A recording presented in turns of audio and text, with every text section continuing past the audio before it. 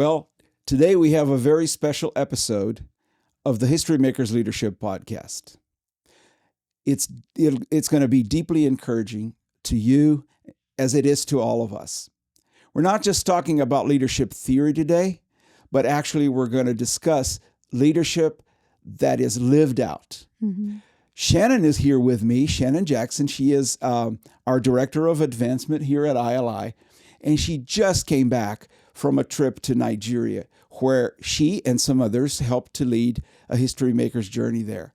And she had a powerful experience. In fact, Shannon, I feel like we were sort of contaminated by your enthusiasm and your passion as you came back from this conference. And that's why we want to talk it while it's fresh in your memory, where you just came back. And it was not only the quality of the training or the participants, but really the servant attitude of the facilitators, including the team that came with you. Yeah. So tell us, Shannon, how was it? Tell us a little bit about the conference, about how it was, and what you experienced in Abuja, Nigeria. Sure. Well, thank you. I'm excited to share about it, as you know, because I've come back excited about what God did there. The conference was specifically for women. And so the team was very strategic in who they invited. They invited some high capacity leaders who were already serving in leadership roles within their ministry, their organizations, and some specific Christian ministries that are very successful in Nigeria. And so the group of women there were already motivated, and the training was something that was essential and just something to add in addition to what they were already kind of working through professionally. And so this just added some structure, added some words to things like their vision, what they're passionate about. And so we added a framework to them to help them mobilize a lot quicker in what they were doing in Nigeria. And obviously you were not the only teacher. What was the faculty like? What was the team that taught like? So there was 5 women and 2 men, 5 women and 3 men. Okay. The men were there because they lead in Nigeria. They were there to support. I interpreted that there was a strong presence of some leadership within other churches as well that would show up just to show the support for the women, to give them some encouragement throughout the participation and throughout the week. And so those guys led a couple of sessions that were really powerful things, that they're very specific, kind of like a specialty, if you could say, when it comes to some of our curriculum. Like one person led a very passionate session on digital evangelism. And then our team leader led the vision. And so it was great that he started with the vision. He started with a certain type of momentum and excitement that really carried the whole week.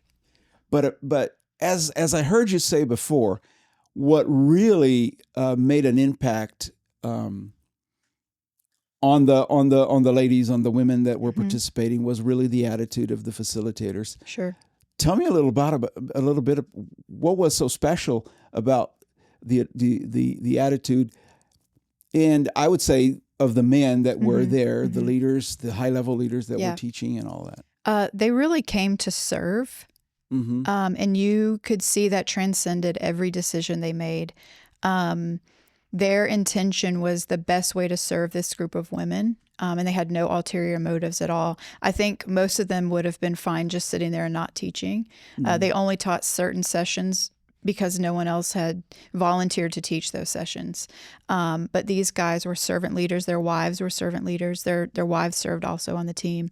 And just the way that they selflessly sacrificed an entire week to mobilize people and mobilize these women was really, really important. That's true. It takes a lot of work to put one of those together.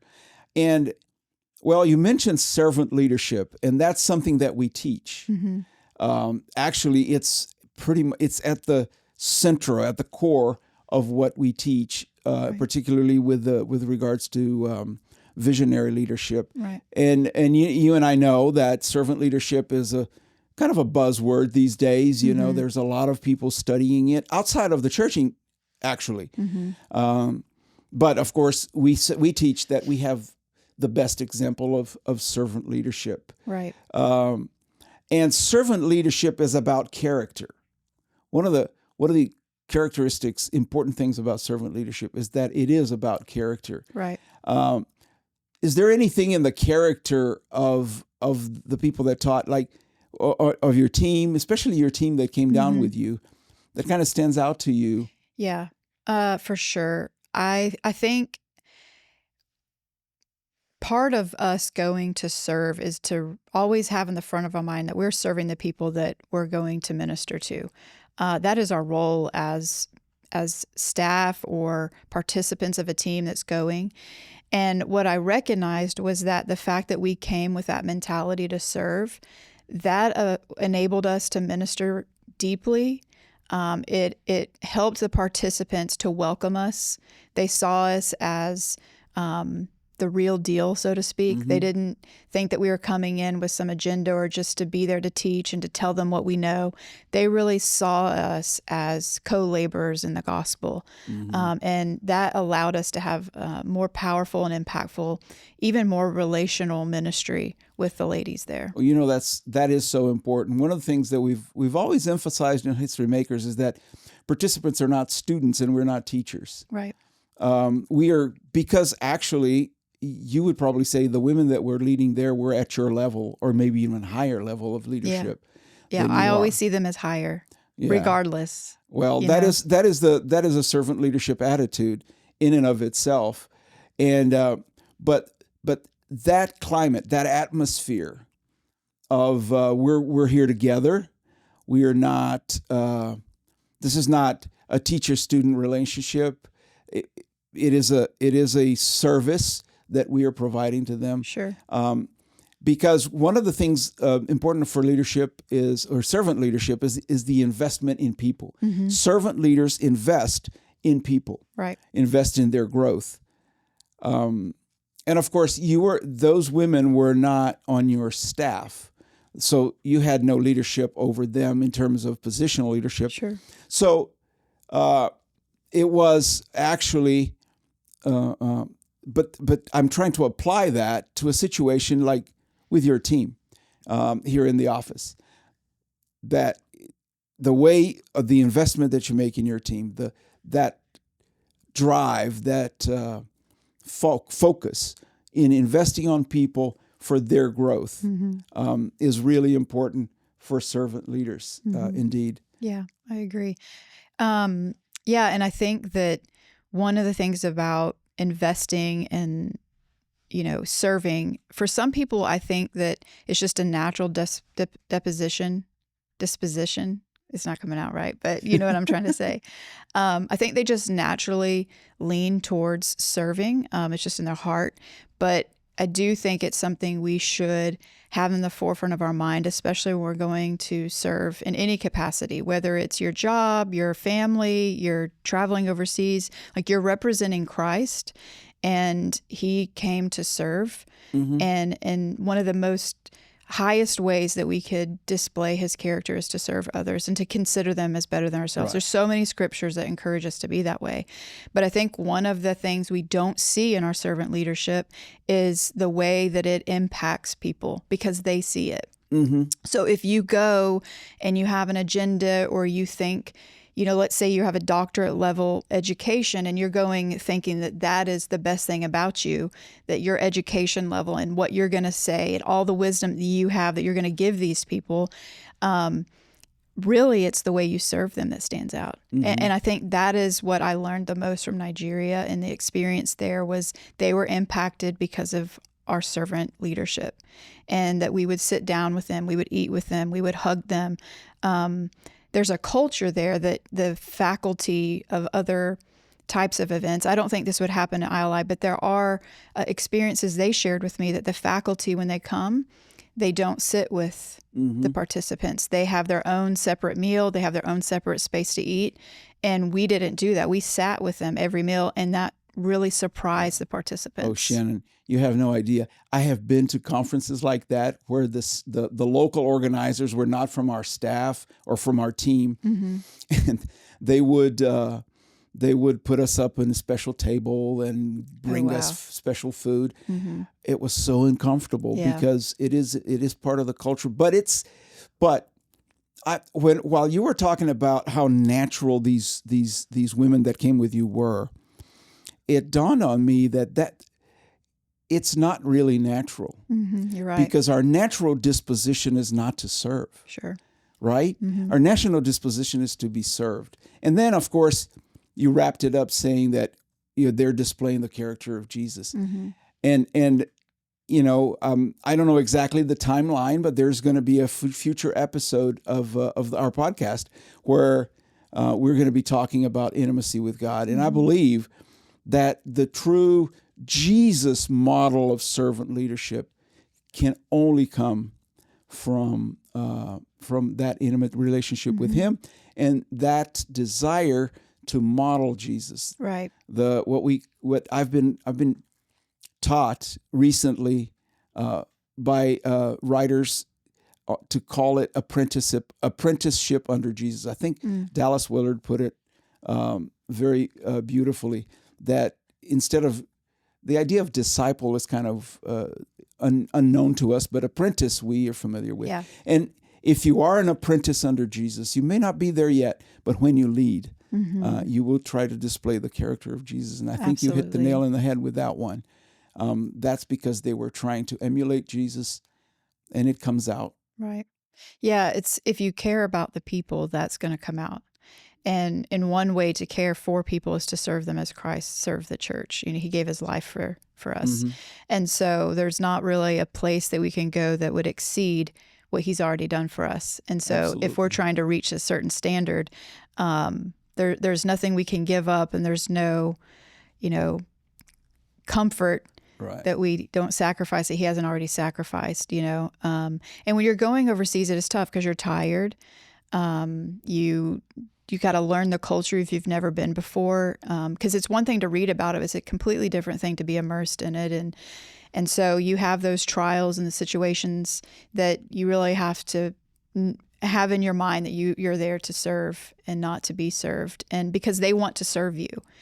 And so there's that balance of allowing them to serve you and to be served, but in a humble way in which that you're also hoping that you're able to serve them in such a way. And there are small ways to do that, like having dinner with them, caring about their culture. For instance, one of the sessions that we offer is obstacles.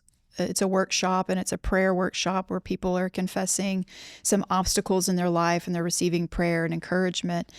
And I recognized teaching this session that there was a certain a way about the women there because of the culture, and I wasn't going to be able to speak into that because no matter what I said, I'm not who they are, and I don't live in that. And so I asked someone else to come and teach for about 15 minutes about the way the women are in that culture and the way they don't share personal stuff. They just keep it to themselves. It's been ingrained in them.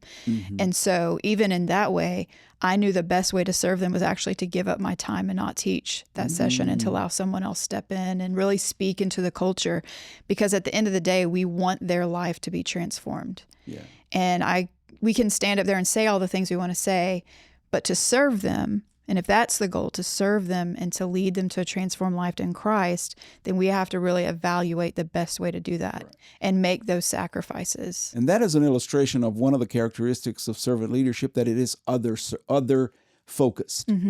It's centered on Jesus and other focused. It really is important to. I think we cannot ever overemphasize this aspect of servant leadership, that the focus is not me. The focus is not even the vision. It's hard. That's probably one of the most difficult aspects of servant leadership, is to give up 20 minutes of your talk is not really a big deal. But to give up, I'm trying to pull a lesson out of that for a business or a church, but to pull out from the idea that success is the goal, right? To saying people are the goal. Sure. So what you did with your talk, and what people did with sitting on the tables, at the tables with them, and treating them like equals, had nothing to do with the teaching, Mm-mm. had nothing to do with the content of the conference. Right. And yet, that's what happened. Mhm. The success of the conference was the content was able to influence them Yeah. because you were focused on something else. Yeah, you're right. And, one of the things, I want to be careful how I say it because, obviously you watching here, you know that this is a leadership organization. We teach 8 core values of leadership. And so, hear my heart. I'm not trying to toot the ILI horn here, but something that deeply impacted me, and it was why we're talking about this here, because what someone said to me there deeply influenced me, and it will for probably ever. But they said that when ILI teams come in, they're different than everybody else. And it's because of servant leadership. Mm. And when we were talking about that, we had a long conversation about it. And at the end of the conversation, I said to them, and we agreed that it's in our DNA, that when we show up somewhere, we come to serve. And Yeah. so I just think that over time, your organization, your church, your ministry, if you focus on servant leadership, at some point, because of the leaders displaying that, it becomes part of the DNA. And so when people see you, they expect that. And so we stand out as an organization because of our servant leadership Mm-hmm. compared to other organizations that come in. And so I think that people who, maybe you're watching this and you lead a ministry, organization, or team, if you start to pay attention and learn and grow in your servant leadership, not to be a standout organization, but truly for people are the goal, then you will start to recognize that you stand above other organizations simply because people are the goal, and investing in people and wanting to see that life change in the same way that Christ modeled that. I think people are smart. They will notice it, right? They will perceive it immediately. And sometimes they don't. I think sometimes people are like, what makes them different? Because even in our conversation, that's what we ended the conversation with. But as we were having the conversation, we were even trying to figure out what makes the ILI leaders when they show up different. And that's where we landed, was that we come to serve, and it's obvious. And thanks to God, that's a testament to the quality of leaders that we have in Nigeria. Yeah. That at one point volunteered to serve at ILI. Yeah. But I think we need to touch on something here, Shannon, that is very important about servant leadership, which is servant leadership has a purpose. There is a mission. There is a job to be done. There is a task to accomplish. Right. Don't get me wrong. We talk about serving and focusing on people, and it may seem like we don't care about the mission. Well, one of the largest companies in the United States and in the world that uses the model of servant leadership is the American fast food chain called Chick-fil-A. And they make billions of dollars every year from selling chicken sandwiches, milkshakes, food, delicious food that I often eat. Part of that money comes from us, I ate there last right? night. Yep. So there is a purpose. So a church that practices servant leadership still wants to grow, Right. still wants to make an impact. Yeah. ILI servant leadership, we practice servant leadership, but we need to equip leaders, and we need to accelerate the spread of the gospel. So there is a mission. There is a purpose.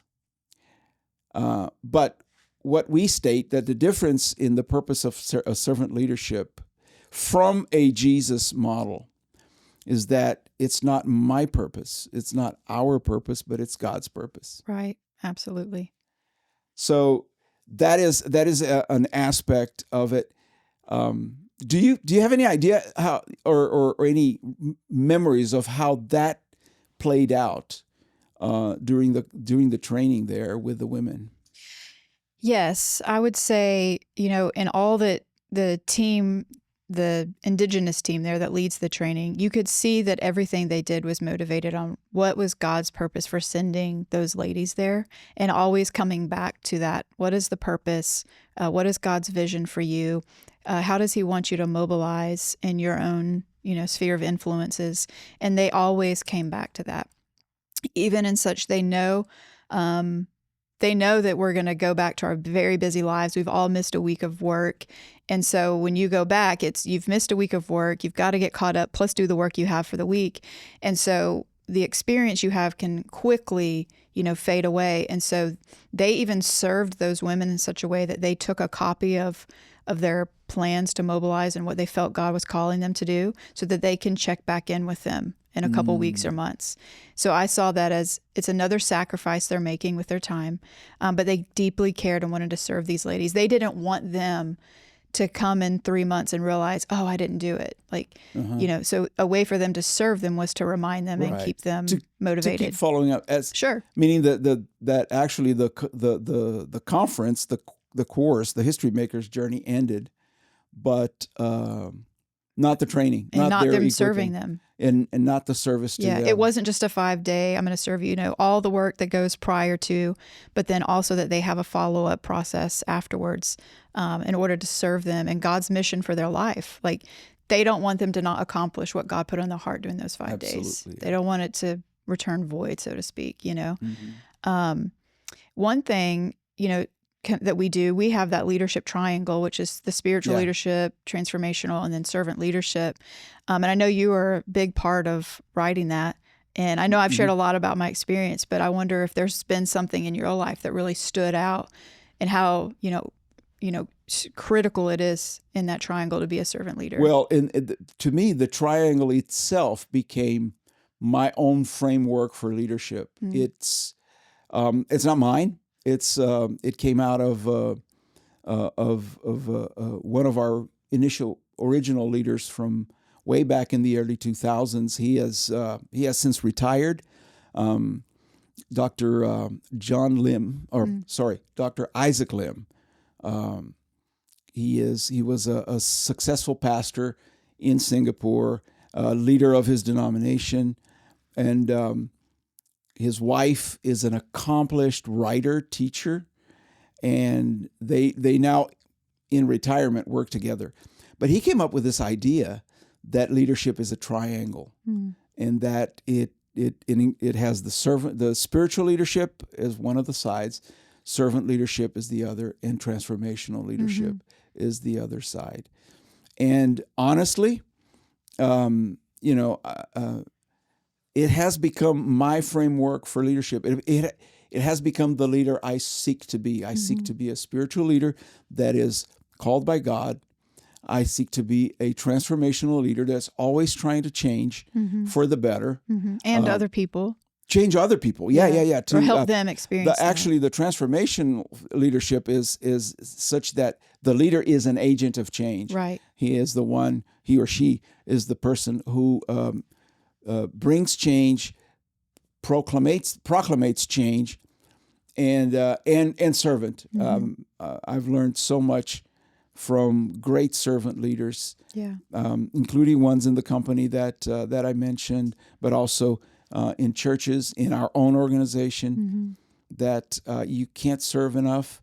Yeah. And when you have a true servant leadership attitude, people value that. Yeah, they really do. And something that's key in that leadership triangle, I'll let you answer this, but what's at the center? Oh, God is at the center. God and His Word. It is. It's all focused in God, and that's so beautiful. I think I honestly believe the Holy Spirit inspired Dr. Lim, our good friend Isaac or Dr. Lim, to create that, to just draw that and say, and offer that as a gift to ILI, because this is something that is unique ILI. I haven't seen it anywhere, and so anyway, that is a very important part of our training, and that has become, I guess, for us, a very important part of our own leadership. It can be hard though to stay motivated when you're serving, because I think I'm a naturally quiet person. I'm not like boisterous, and I'm not trying to be the life of the party in the room. I have people in my life who are that way. That's awesome. I love those people. I need them in my life. But so someone like me who has more of a quiet, the word again, I can't remember to say deposition, whatever. We can struggle to think we're being walked all over at times, because servant leaders generally try to take the low road. We're not, we're just serving at the bottom of the totem pole, and we don't care. It's just in our DNA to, like Jesus washing the feet. He took the form of a slave. That's what a slave in the home would do, to wash their feet. And so, it can be difficult to keep the right motivation there and to not let some of those thoughts of, you're not being seen, which we're not doing it for that reason, but the enemy uses that as temptation. Well, that's true. But actually, Shannon, we do take that humble approach. But my good friend, Dr. Anselmo Moral, who contributed part of the teaching, he loves to say that servant leadership's not being a doormat. Mm-hmm. There are moments when you have to assert yourself, and you do. I mean, I've seen your leadership. Yeah. What you do as the leader for North America, what you do as the leader in the United States, and in our advancement department. So I think it's important for us to highlight that, though that's the attitude of the servant leader, humility, it is actually, there are moments when a servant leader has to assert themselves. Correct. And like Matthew Ayuba, the guy who led this training, I'm pretty sure he asserted himself. He did. He made decisions and imposed decisions. And so that is part of servant leadership. Yeah. The difference is the focus on others. What motivates the leader is not ego. Mm-hmm. It's not profits. It's not success per se. Yeah. But it actually is the benefit of others. Yeah. That reminds me of a story I read this week in the Bible where the disciples were shooing the kids away. They didn't want them to come to Jesus, but then Jesus takes the kids, puts them on his lap, and prays over them and blesses them. And when I read that, it reminded me that there are times as a leader that you are going to be required to do the right thing in front of people for the people that you're serving. Jesus was serving those children in a way to let the adults know, you've done something wrong. Don't prevent the children from coming to me, and welcome them on his lap and bless them. Yes. And he did it very gracefully and very humbly. But there are times as leaders that the best way to serve is to publicly correct some behavior that isn't in line with God. Here's another confusion that could be made, is to confuse servant leadership with people pleasing. Mm-hmm. Jesus did not please people. Yeah. He pleased some, usually the neediest, the lowest. Mm-hmm. But he had no problem offending, Pharisees and Sadducees and the doctors of the law, Sure. but calling out, the prejudice in his own disciples and his own followers. Yeah. So, that's a good insight from the ministry of Jesus, that when you focus on the benefit of people, the right people, you will not always be praised for that. Sure. So that's another aspect that we need to focus on. Yeah. Yeah. And servant leadership is something that we catch. You see it in other people, and it's something that you want to copy and portray as you watch it lived out. It's more taught by example than it is by lessons or teaching or something. Yeah, like you can read any book you want, but until you get in there and get your hands dirty and overcome some of the things that you have to overcome in order to put people first. Yeah, you and your ladies from the U.S. learned servant leadership from watching the Nigerian team Absolutely put together that training. Absolutely. And we saw the impact that it makes. So, Shannon, in closing, what we see here, what we hear from you, and that whole Nigeria experience is a demonstration of how important his servant leadership is. Yeah. And of course, it is the focus. It is one of the focuses of ILI, as we said before, and we talked so much about. I think we've talked about our training more than in any other episode, but it's because it illustrates how important servant leadership is for all of us. It really does. Yeah. So, if you are interested in becoming a servant leader, you can find out more about ILI by visiting our website, iliteam.org. Check us out, and if this is for you, I hope that you will have the opportunity to attend one of our events, participate with us, and learn more about servant leadership together with us. Thanks for participating. Thank you, Shannon, for being a part of this. We hope to see you in the next episode.